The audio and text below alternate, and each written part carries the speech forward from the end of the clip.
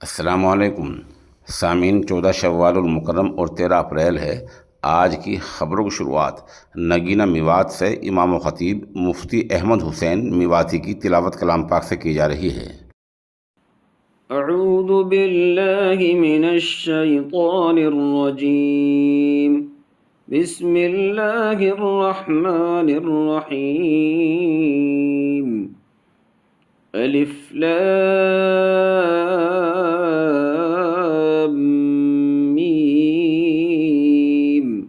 ज़ालिकल किताबु ला रैब फीहि हुदल लिलमुत्तक़ीन الذين يؤمنون بالغيب ويقيمون الصلاة ومما رزقناهم ينفقون والذين يؤمنون بما أنزل إليك وما أنزل من قبلك وبالآخرة هم يوقنون أولئك على هدى من ربهم وأولئك